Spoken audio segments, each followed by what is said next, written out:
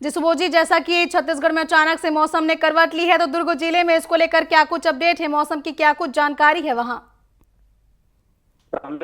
ये बड़ी बात है कि लगातार हम अपने खबरों के माध्यम से लोगों को यह, अपने दर्शकों को यह बताते आ रहे हैं कि जिस तरीके से नवरात्रि के पहले भी दो जगहों से, दो खाड़ी वाले दो स्थानों से जो कम दाब का क्षेत्र बन रहा है उसकी वजह से बूंदाबांदी तो होगी ही होगी, साथ ही कई जगहों पर भारी वर्षा की चेतावनी भी मौसम विभाग के द्वारा दी गई थी।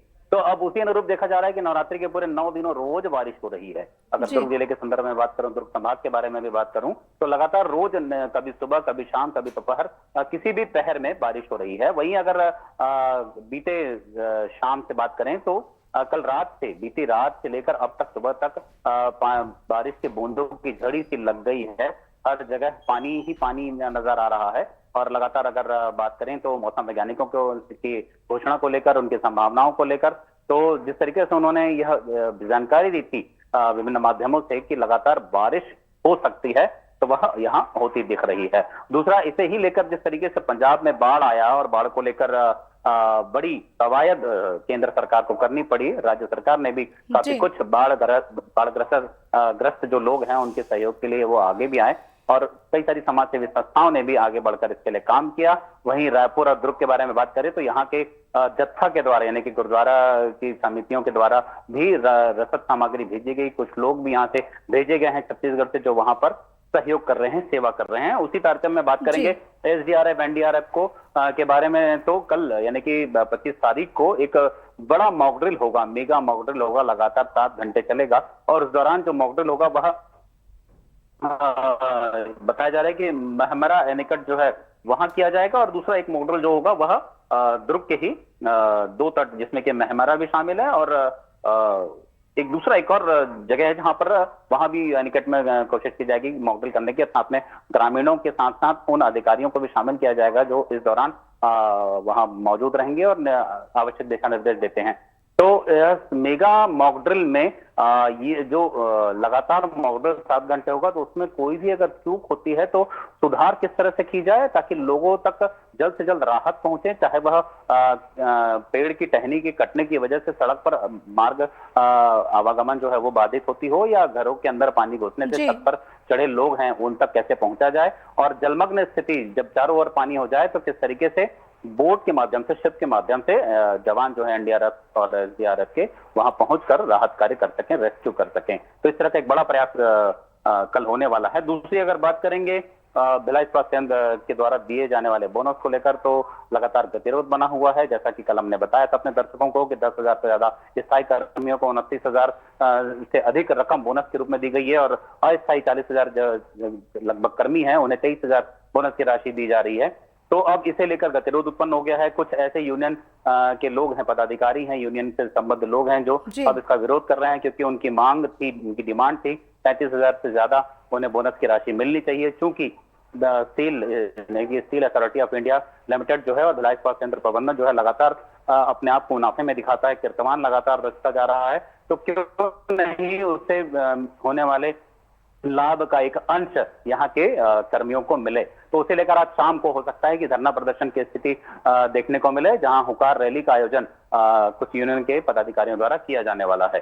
जी। वहीं बात करेंगे नवरात्रि को ही लेकर कि लगातार प्रशासनिक तैयारियों को लेकर हम जानकारी देते आ रहे थे। दुर्ग पुलिस विभाग की तरफ से, यातायात पुलिस विभाग की तरफ से एक बड़ी चूक नजर आई कि नो एंट्री वाले रोड पर, मार्ग पर एक तेज रफ्तार चौपहिया वाहन की चपेट में आने से एक युवती की मौत हो गई, जो कि उसकी मन्नत पूरी हुई थी। वह एक होनहार युवती जो कि सरकारी नौकरी लगी थी उसकी, और वह पैदल यात्रा करते हुए डोंगरगढ़ जा रही थी, तो वह उस चौपहिया गाड़ी की, यानी कि एक कार की चपेट में आ गई, जिसकी वजह से उसकी मौके पर ही मौत हो गई। हालांकि दुर्ग पुलिस ने गाड़ी मालिक और चालक दोनों को हिरासत में ले लिया है और आगे हो सकता है कि आगे और भी कोई बड़ी कार्रवाई इस ओर देखने को मिले। तो और बात करेंगे floating energy plant, solar plant को लेकर। भिलाई जी। इस्पात संयंत्र के द्वारा आज से 15 महीने पहले एक शिलान्यास किया गया था, पानी में फ्लोटिंग पैनल लगाकर, सोलर पैनल लगाकर एनर्जी प्रोड्यूस करने की, बिजली तैयार करने की। तो वह पूरा हो गया है। बीते कल इसकी शुरुआत भी कर दी गई। बताया जा रहा है कि लगभग 80 एकड़ जल क्षेत्र के जलीय क्षेत्र में यह फ्लोटिंग पैनल लगाए गए हैं, जिससे एक 28,400 टन जो कार्बन उत्सर्जन थर्मल पावर प्लांट की वजह से होता था वह नहीं होगा, और उसका उपयोग विभिन्न के भिलाई इस्पात संयंत्र के विभिन्न विभागों में किया जाएगा। इससे बिजली की खपत यानी कि कंजप्शन में भी तो कमी आएगी ही, जो थर्मल पावर की वजह से होता है। वहीं सोलर पैनल जो कि एक नैसर्गिक ऊर्जा का स्रोत है, उसका एक बेहतर उपयोग यहाँ देखने को मिलेगा। जी कमलेश्वरी जी। जी सुबोध जी, जैसे कि आपने बताया कि जो है डोंगरगढ़ जा रही युवती को कार ने टक्कर मार दी थी, जिसकी वजह से यह हादसा हुआ, तो पुलिसिंग इसमें कहाँ चूक नजर आती है? क्योंकि लगातार पुलिस कार्य भी कर रही है, तो कहाँ पुलिस के द्वारा चूक हुई? देखिए कमलेश्वरी जी, बड़ी बात है कि लगभग 8 से 10 जगहों पे 16 जगह लगभग बताया जा रहा था कि पुलिस टीम तैनात की गई है कि जो भी ब्लैक स्पॉट है वहां पर सिपाही तैनात रहेंगे, और इस तरह से जो नियंत्रित गाड़ियां तेज रफ्तार से भागती हैं उसे नियंत्रित किया जाएगा। दिशा निर्देश भी दिए गए थे कि वाहन चालकों को कि इस जो कुम्हारी से लेकर अंजोरा तक जो मार्ग है यहाँ पर अधिकांशतः सुबह से लेकर रात तक पदयात्री डोंगरगढ़ मां बालमेश्वरी के दर्शन के लिए जाते हैं, तो उस दौरान गाड़ी की गति धीमी रखें। पर ऐसा अमूमन देखने को नहीं मिलता। कई बार जो वाहन चालक हैं वो तेज रफ्तार चलाते हुए निकलने की कोशिश में रहते हैं, और अकस्मात कुछ ऐसा घट जाता है कि वह अनियंत्रित होकर किसी को अपनी चपेट में ले लेते हैं और उसकी मौत हो जाती है। हालांकि दुर्ग पुलिस प्रयासरत है कि इस तरह की घटना की पुनरावृत्ति दोबारा ना हो, और जो पीड़ित परिवार हैं उन्हें उचित कार्रवाई का आश्वासन भी दिया गया है और उचित मुआवजा भी शायद मिले। जी जी बिल्कुल, बेहद ही लोगों को सतर्क रहने की भी जरूरत है, क्योंकि कई बार किसी और की गलती का खामियाजा किसी और को भुगतना पड़ जाता है। फिलहाल तमाम जानकारियों के लिए आपका धन्यवाद सुबोध।